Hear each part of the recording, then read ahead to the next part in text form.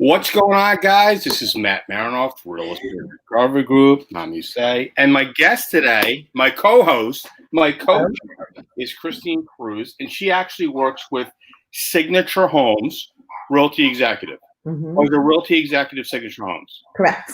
Okay. There's a couple of reasons why I want to have Chris on the show today. One, she's a little crazy, and a good crazy, which is great, because most people, they're like a certain way and then blah, blah, blah, whatever. But she's like, it's good. Like, you want to have a good time. You want to laugh. You can't take life too serious, whatever. And, I started following her on TikTok and watching some of these things on there. So, we're going to do a little TikTok right now. She doesn't know the dance. I don't know the dance, but we're going to try to do what we can do and we'll see what happens. So here we go. Okay. I don't know.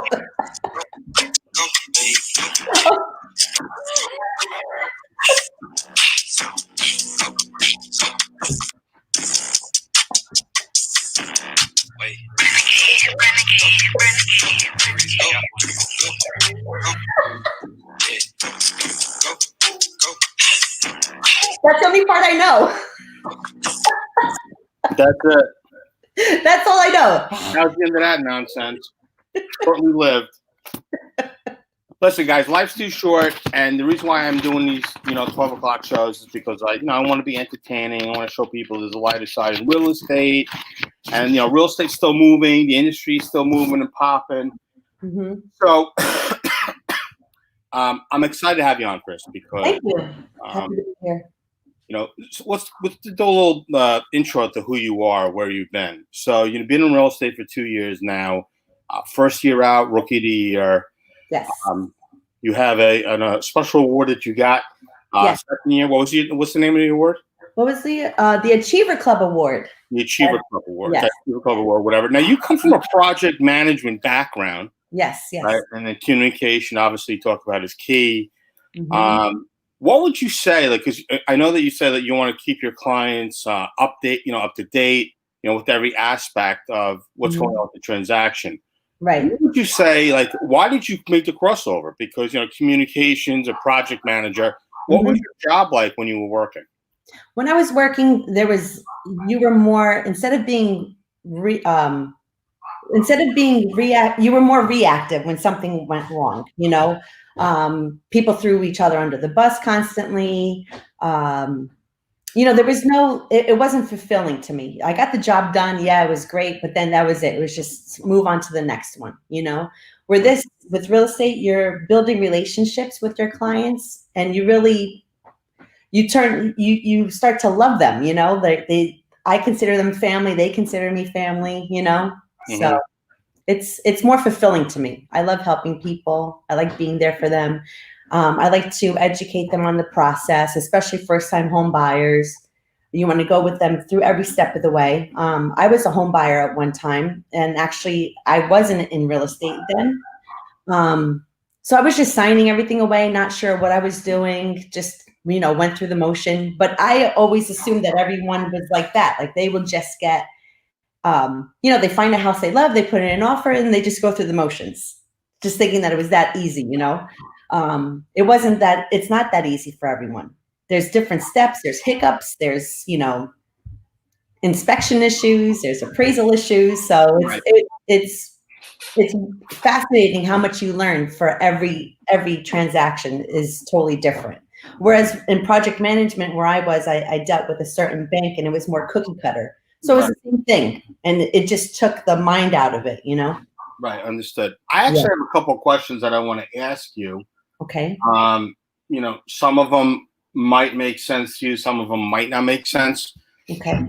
But, obviously, for me, I always ask people, why make the move to real estate? Mm-hmm. So, you already started to kind of cover it, I guess. Yes. Why did you become a realtor? What was it that you saw that maybe you could add as a contribution? I'm actually selling that dog in the background if anybody wants to buy a dog. COVID, it's a full COVID-19 experience right now. Yes. What was it about, being a realtor or, getting into the real estate industry everybody gets in it for different reasons. What was your reason for getting in? I felt like I needed more. I didn't want someone to dictate to me how I should be paid, or how if I'm entitled to a bonus, or you have to work these hours, 9 to 5, be available on call. It was rewarding at a time, but it got old fast, in the corporate world. Mm-hmm. Here, I can make my own schedule. I'm available for my family. I'm able to stay home and help my mom, who's elderly. I could take her to doctor appointments and not feel guilty, or have hours, on a conference call in a waiting room somewhere while she's getting a checkup. Right. So it's definitely it helped me. My daughter's so much happier with me home. So, and now we're all stuck home, so we're all just. Right. Now that everybody's home, how is that going with you in the family? It's been good. I mean, actually, TikTok has, as crazy as it sounds, It's therapy. Yeah. Like, I have my producers, I have my camera people, I have my little skits, I have different wigs, and I need to do more real estate ones. I did start off TikTok with a real estate account, and for some reason, TikTok banned me like my first week. So this is my second account. Not sure what I did, but they said I broke community guidelines. Put your information in the private chat section, and I'll throw it up, and people want. No, you don't have to do that. I'm like really corny. Well, but it's funny. It's funny, and and it's entertaining. I mean, who wants to deal with somebody who's like, and over here is obviously this is the bathroom and needs some updating. Right. Strip the wallpaper down. You want somebody exciting. You're crazy as you know what. Yeah. So for me, we met each other not that long ago, but I came into your office. I did a presentation. Mm-hmm. You were probably the one person in that conference room that was laughing the hardest. So I get your jokes. I get your humor. You get actually, I would say between you and Jessica. We'll definitely do it. She's a great leader. Oh yeah.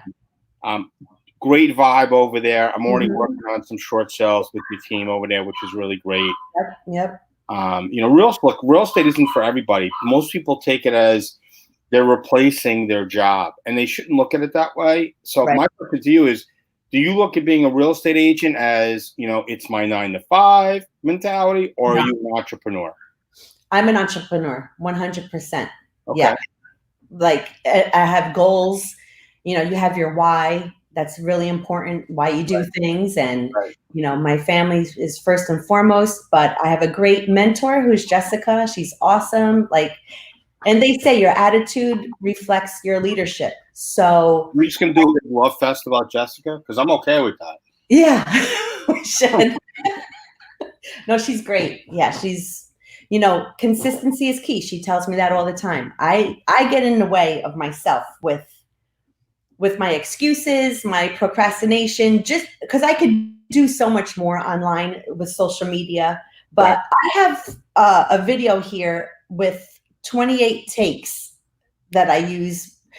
She says, when I'm reading my prompts, that that's not me. I'm better off spontaneous, candid. I can't, when I'm reading something, people are like, what is this? This isn't. No, don't be that, Chris. We don't like her. Right. And how do you take offense? Because some people they try to so hard to be serious. Yeah. And they just shouldn't. Right. Yeah, it doesn't come out well for me. I'm better off just myself, when I'm trying to read something about the mortgage rates or to get pre-approved or something like that. You could tell that I'm just like, she tells me all the time, Jessica, stop being this, Chris. We don't want you to be like that. You're robotic. Yeah. So I could see it. Yeah. And listen, they have to be. Look, I'm in this business 15 years. Working with short sales and distressed real estate. Mm-hmm. You got to be semi crazy to do what I do. You cannot be a sane person.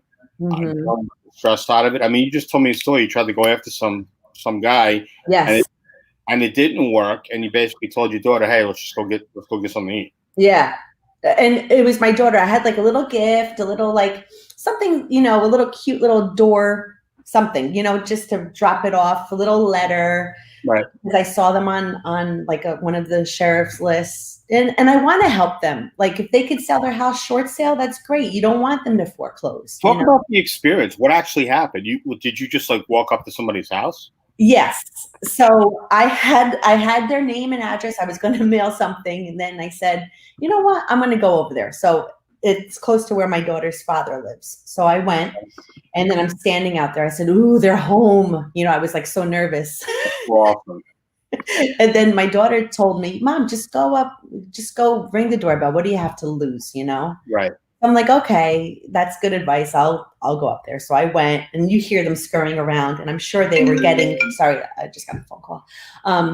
You were like you hear them scurrying behind, and nobody comes to the door. So I go and I leave my little gift to them, and then I get halfway down the stairs, and then this guy comes out. He's like, oh, like bald head, beard, and he's like, "Can I help you?" And I'm like.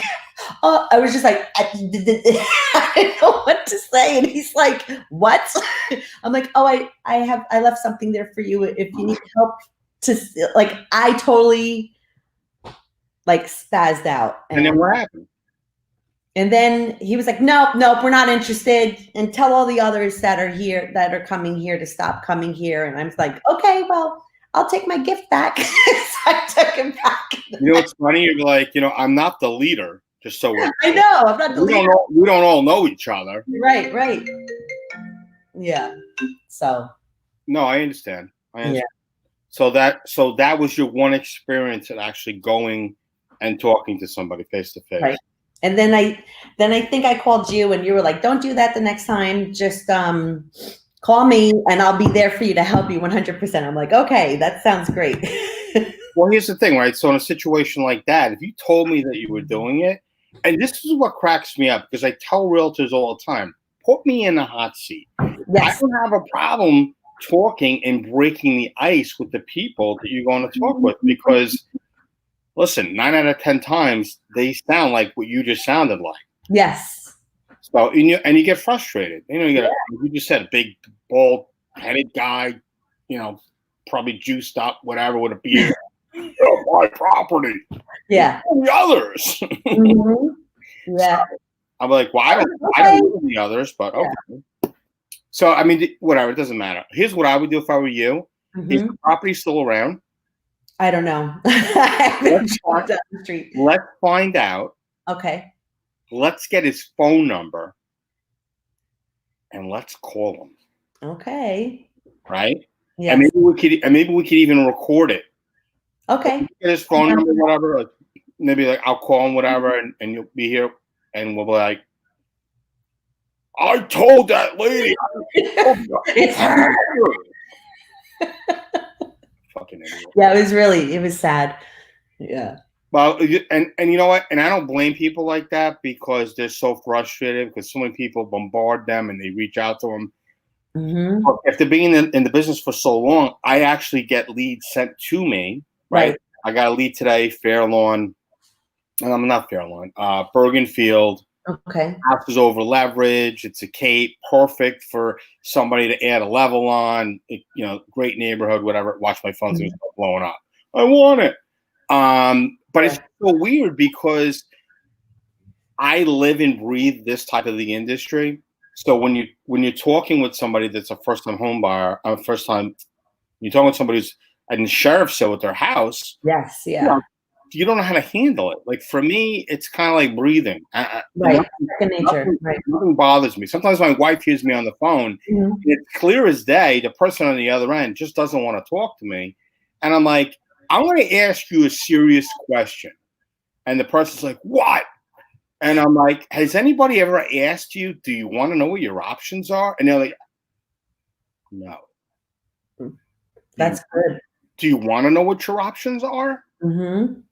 I guess. He's like, "Look, I get the stress. Once you hear the level of stress drop on the telephone, you're done. It's done." Yeah.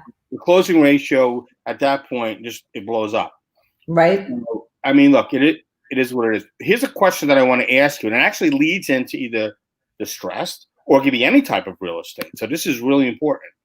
Okay. Oh. Any difference from what you're learning in real estate school versus, I guess the reality or whatever it is that you guys are working on and doing in the street? Because they only really teach you the rules and regulations and I guess certain guidelines, right? To test. But are they really teaching you how to be a realtor? No, not at all. Not at all. And your brokerage that you select is key because a lot of agents get thrown into the wolves, you have to have someone that knows how it has been at other brokerage. Training 100% is key. We have meetings here on Tuesdays. We have roundtables usually. We have meetings on Fridays, and you have to have the right mindset because not everyone is like me that will just go to the car dealership, let's say, and like, oh, I just want that car. And then I'm off. I don't ask questions, but other people, and I learned so much from my clients, how smart they are. They're smart buyers.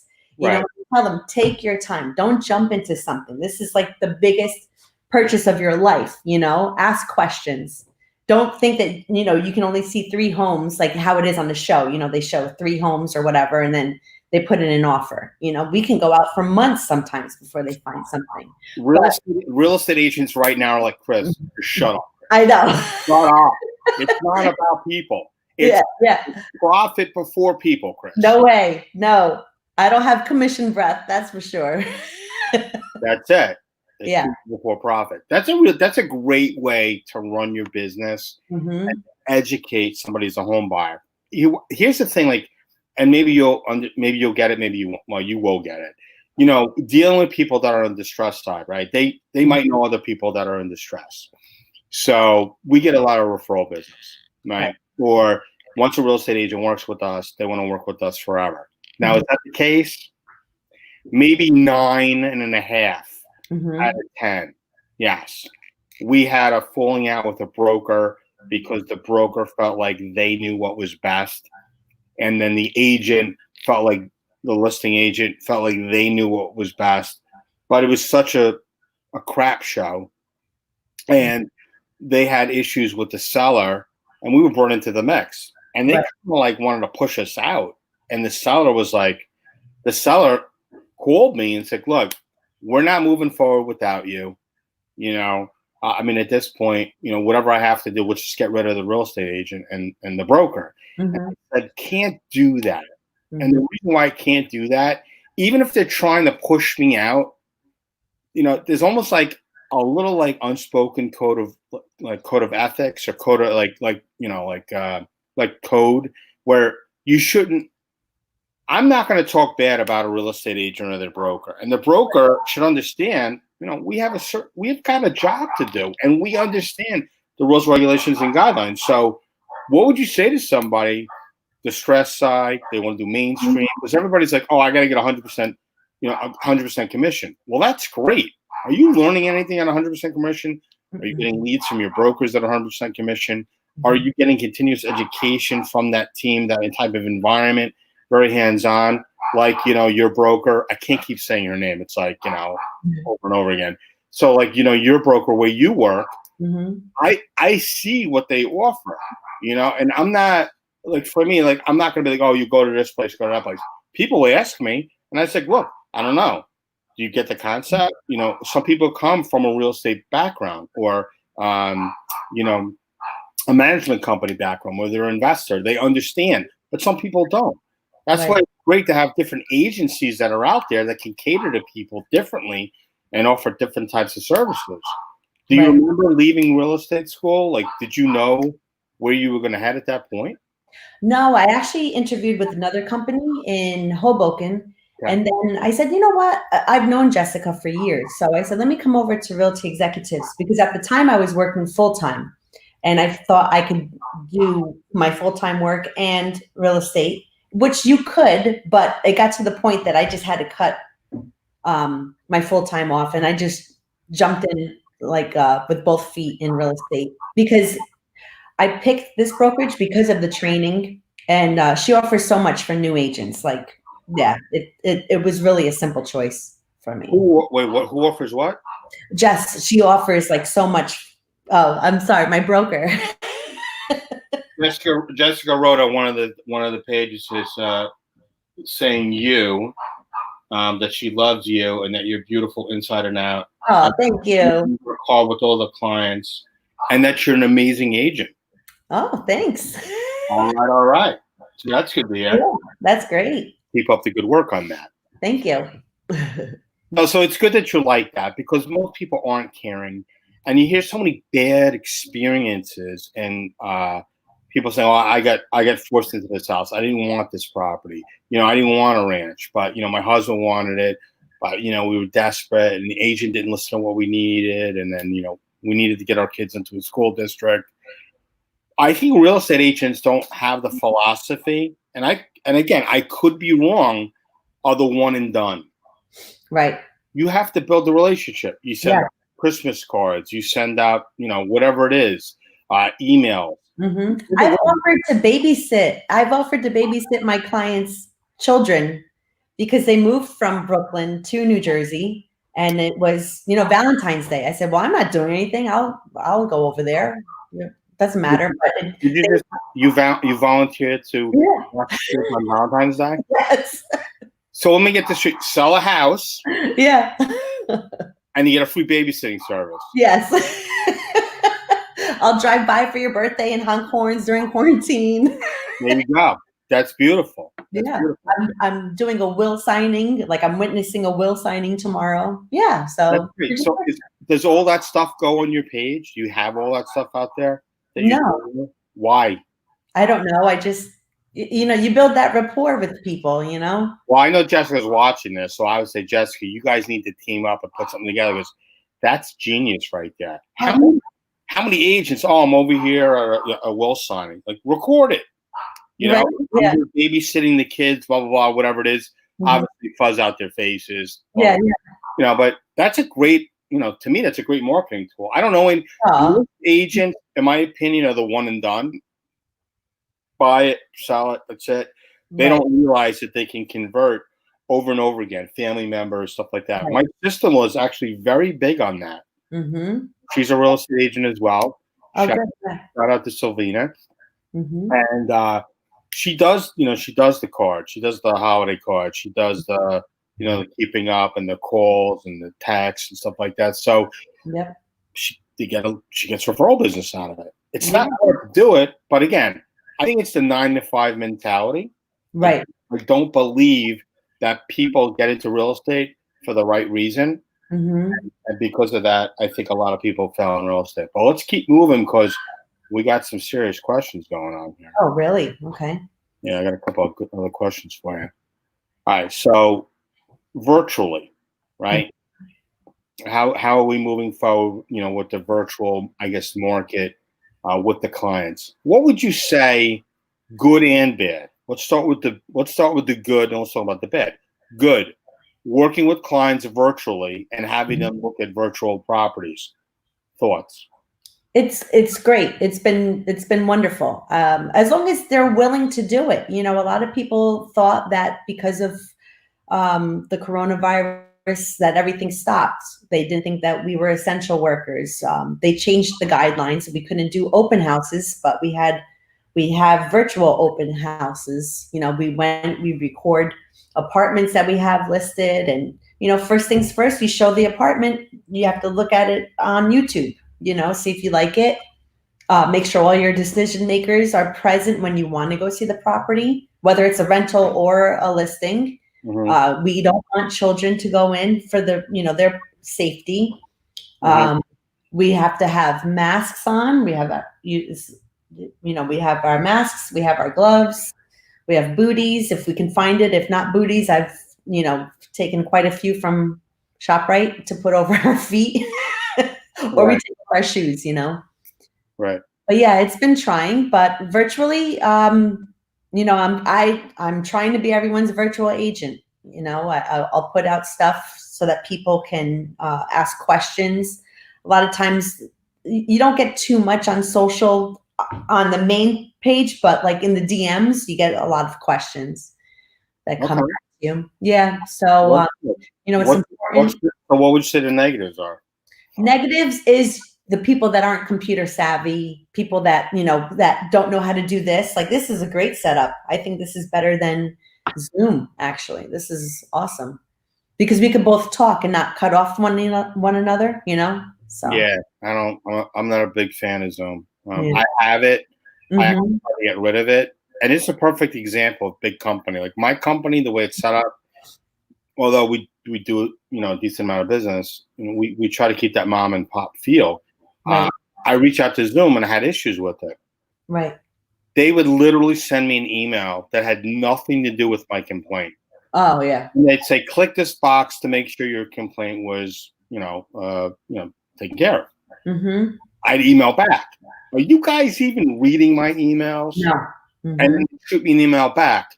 We hope that, our answers have resolved the reservations with the service. Please hit this box saying that, everything's okay. And I'm like, No. who's steering this ship right now? Yeah. I got about 9 of those going back and forth. Mm-hmm. But, it does, certain things aren't bad with it. Like with this type of service, I can literally throw up myself and 5 other people up on the screen. Oh, that's good. Right. And I could do like a lot of like stuff, like there's like a command center. Like when you came on, it was a backstage. Mm-hmm. Yeah. I was in the green room. Yeah. We're in the green room, which is good. Sorry, we didn't have any snacks today for you in the green room. I know. I requested that on my rider. I know, but you do have your juice. I do. You have your juice. You can have that. Right. Well, we appreciate you holding off on the juice, so we don't have to hear the toots. Okay, so now this is obviously important because most real estate agents don't have this. Oh yeah. And I would say that, and it's important to have people that you trust in a circle. Mm-hmm. Now I know they call it, steering, people in specific directions. Mm-hmm. But I think as a professional, you should have a certain amount of people that you can work with as far as, preferred vendors. Yes. You don't have to say the vendor names or whatever, but what type of vendors do you offer to your clients when you're working with them? Let's talk about sellers first. Okay. So it's pretty much straightforward for both either sellers or buyers. So for attorney, we have in-house attorneys, we have in-house lenders, Right. In-house title company, and we do have, I'll recommend like home inspectors also. Right. So, and it's a world of a difference. Like when I first started, I never understood why they would say, oh, you need to have in-house lenders because you think, or in-house anything, because you're like I said, communication is key, right? Right. When you're with our preferred partners, we're in the know. We know everything that's going on in the transaction. I've had other transactions where there's different lenders, different attorneys, where it's just crickets the whole time. Then all of a sudden mortgage commitment date comes and you're like, hello, is everything okay? No response. It's where at my fingertip, I can text one of our preferred guys and they'll give me an update immediately, whether it's on a Saturday or Sunday or, they're there for us 100%. Yep. So now I know 1 year in, I realized it sooner than later, but yeah, it's very important. It's funny because, we have a scenario right now in I think it's South Carolina. Mm-hmm. And the people that were selling their property had to get a mortgage to purchase this property and sell their house. Mm-hmm. So the lender knew all of this, got the approval letter, got everything ready to go. This is the closing date. And the lender's response is just this. Oh, we're ready to start writing the mortgage. So we had to get an extension, and we only have it 20th of this month. And if this particular lender, if we do not, I'm saying the investor, if we don't get it done by the 20th, we have to start the whole process all over. Yes. Yep. Mm-hmm. So if that happens, this lender is gone. Yeah. At that point, he's already causing the homeowner borrow harm because potentially, they have a sale date that's, limbering over the house. Mm-hmm. And, it's a divorce situation. I think the wife has already moved out. He's in the house. He's actually moving back up north, which blows my mind why somebody would even do that. Yeah. And doesn't want to stay in the South. So, it's everybody has to be on the same page. Everybody has to be compliant. So, look, Yes. you've got the attorney, you've got the title company, you've got the mortgage rep, you got the homeowner's insurance policy, whatever it is. Like everybody has to be on the same page. The buyers, the sellers, and if they're not from the beginning, it's an issue. So we've already basically said, look, if you can't get this done, and this file has to be restarted, bye bye. Yeah.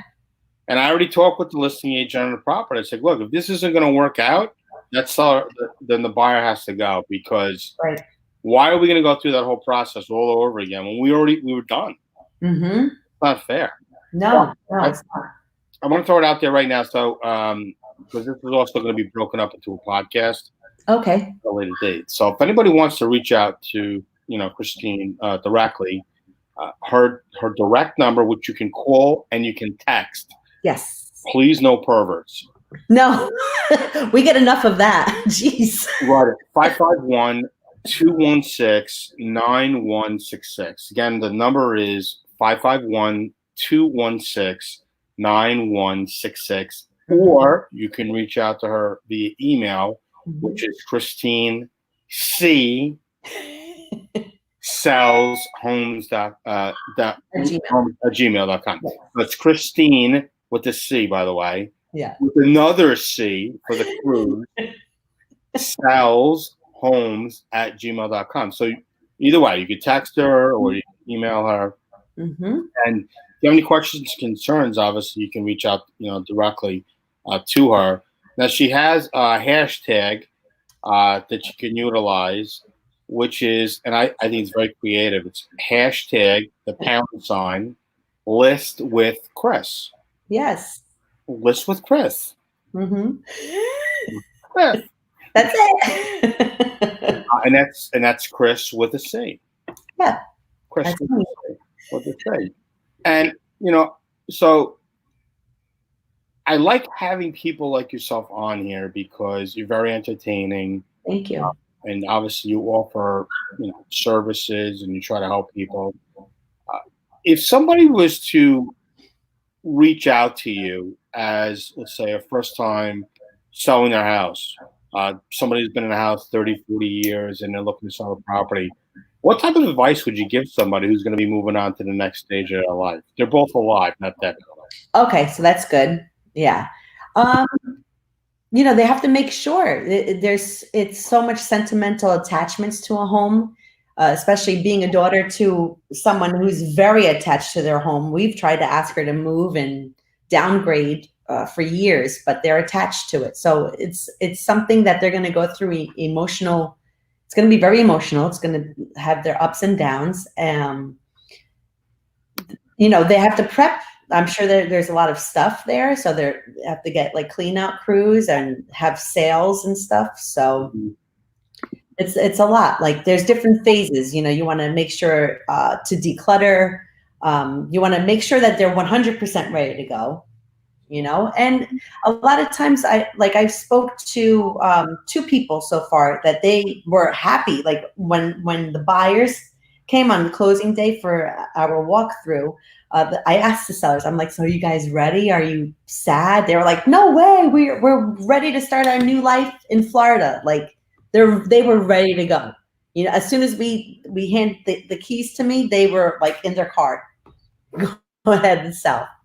So yeah, it depends upon their mindset, but I'm very understanding, and they have to, when there's a contract made, that also, that if you're going to accept the cash offer, that your whole transaction can happen a lot sooner, Mm-hmm. So they have to be prepared for any circumstance, Mm-hmm. So. Well, that makes sense. Mm-hmm. And obviously, I know that you work with, first-time home buyers.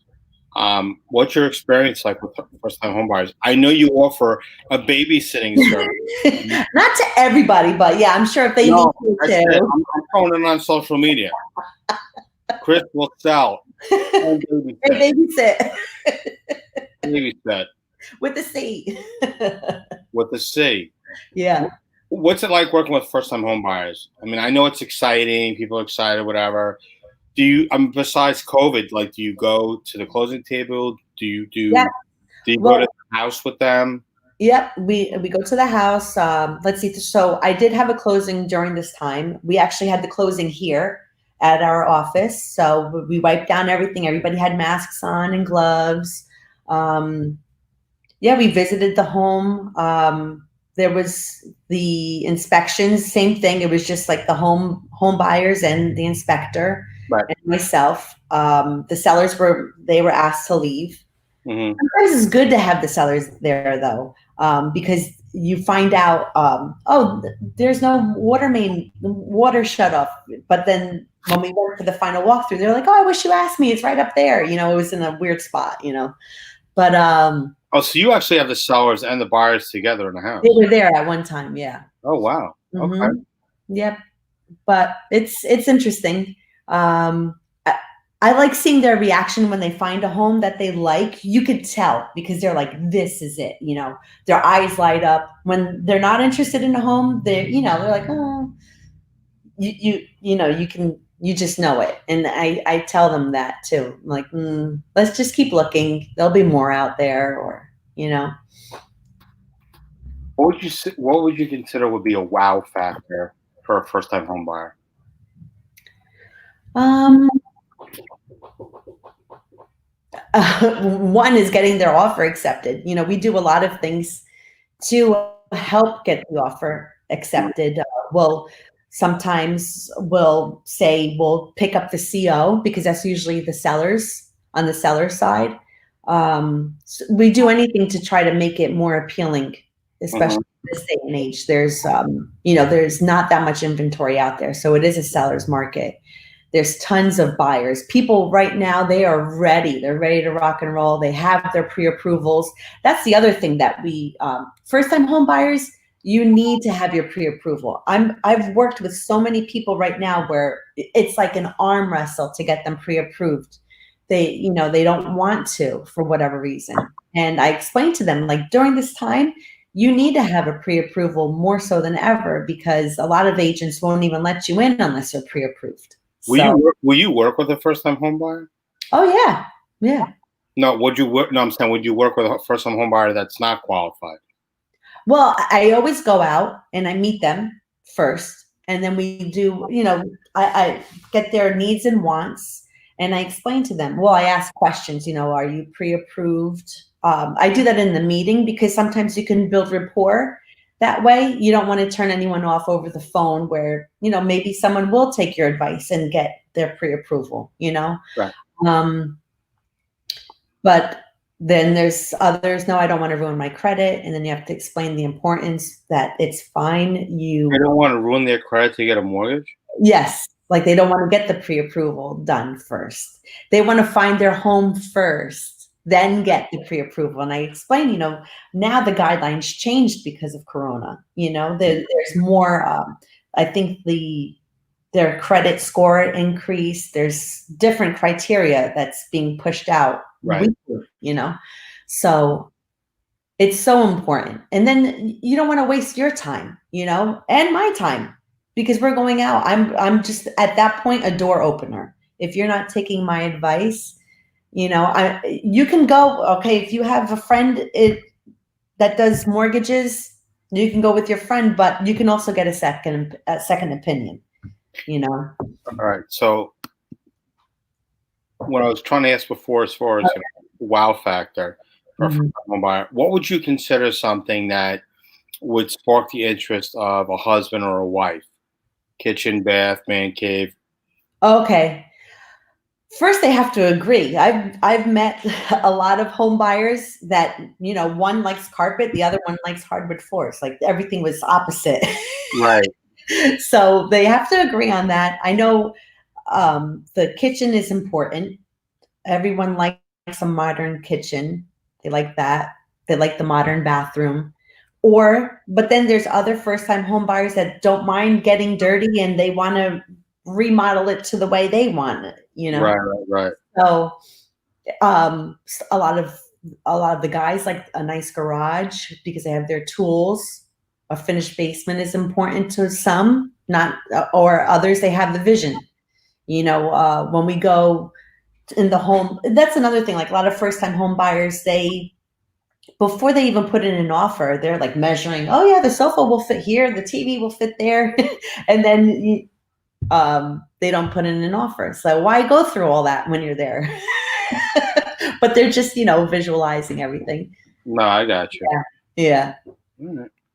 Well, look, I mean, to me, I thought it was fun having you on today. Thank you. I hope I did okay. I do get nervous doing these things, so. So you really get nervous? Yeah, I was like nervous. My palms are sweaty, but you're easy to talk to, so it was pretty cool. Okay. And I think I said like a million times. We could have done a shot every time I said Yeah, that's okay. So it's funny, and I appreciate that I like to be relaxing. I like to ask the questions because there really should be a format that people should follow. Otherwise, it's like two birds flying into a window or a wall, and there's no direction. Right. I appreciate that. I've actually been told many times that I've got a face for radio. So I appreciate you being a good sport and coming on and staring at me for the last 43 minutes. Guys, thank you for having me. Our guest today is Christine Cruz from Realty Executive, and it's on Route 46, Signature Homes. Yes. And your broker is Jessica Rojas. Rojas. Like, not Rojas, Matt. No, it's Rojas.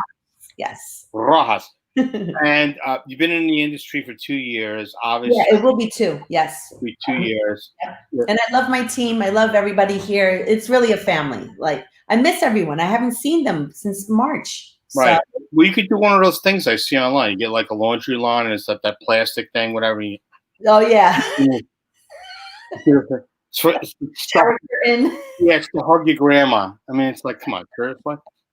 But people are definitely, I'm telling you what, people are profiting off of these things. Oh, yeah. All the different gadgets that are out there. I'm going to say it this way. I'm going to say the luxury, high-end toy industry for adults, from what I understand. It's very busy right now. Oh, really? Guys, we're doing our lives now Tuesday through Fridays. No, Mondays is gone. Okay. The lives were, set up for, during the pandemic time, and, eventually it's going to shrink down. I'm not going to be doing these every day. So we're breaking it down slowly. So it's Tuesday through Fridays right now, 12 o'clock Eastern Standard Time. One available Tuesdays and Thursday nights, 7 p.m. Eastern Standard Time. We're going to be doing stuff with that as well. And I really appreciate you coming on. I knew this was going to be a fun, entertaining live. So thank you so much for coming on. Thank you for having me. At the end of every single one of the lives, I ask people to do the finger point. Okay. So I want to see if you can do it. All right. I had a good one, but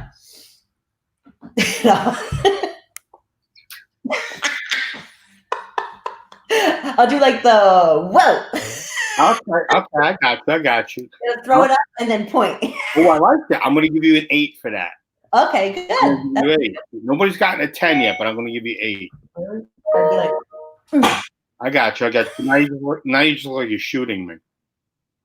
Guys, thank you so much for tuning in. I really appreciate it. Until next time, Real Estate Recovery Group, Matt Marinoff. And this is live streaming with RRG. Hold on one sec. Don't go anywhere.